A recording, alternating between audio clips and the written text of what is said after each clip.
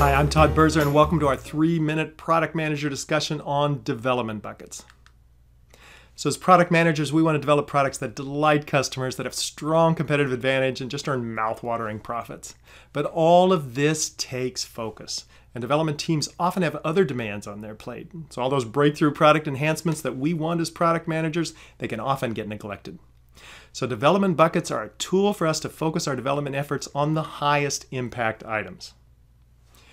We're going to do this in 4 different steps. So the first step is to define your development categories. So the first development category is probably the same for all of us product managers, and that's the big impact items. Those things that we want to get out the door to delight our customers and generate strong competitive advantage.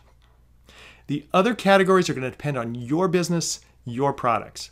Now the example that I've got here is from a business-to-business software as a service company. And for companies like that, they often get a lot of near-term client enhancement requests from pesky enterprise clients that have particular needs.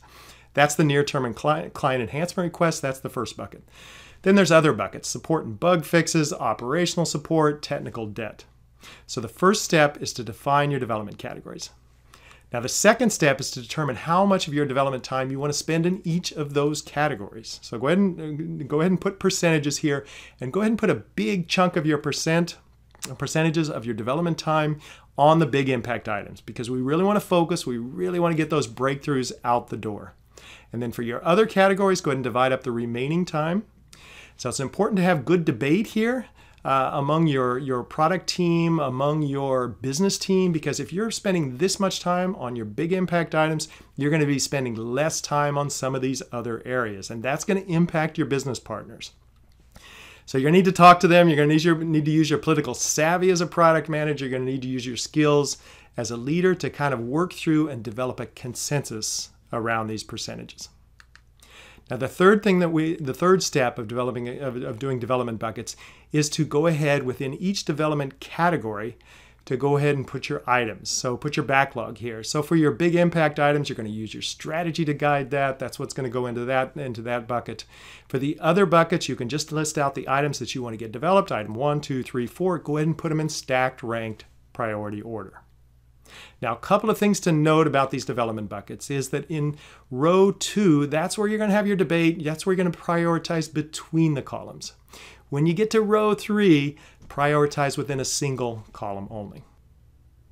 Now, the last step is to work with your development team and have them use these development buckets to help guide their development efforts. So you're going to ask your development team to go ahead and develop the items that you have listed in your third row here. Start with item 1, and work down the list as far as they can go within each of the categories, constrained by the total time that they're spending on each of these categories as defined in row 2. So development buckets are not rocket science, but they allow us to have faster, streamlined prioritization of development efforts. They allow us this is the big thing that they do. They give us greater focus on the big impact items. And you, as a product manager, can take transition, scattered, ineffective product development efforts, and you can convert those into one that is delivering innovative breakthrough products. So that's our discussion on development buckets. I've got some additional resources here. I talk about development buckets in a book that I've got on Amazon, Becoming a More Strategic Product Manager. I've also got a course on Udemy, Product Management 101.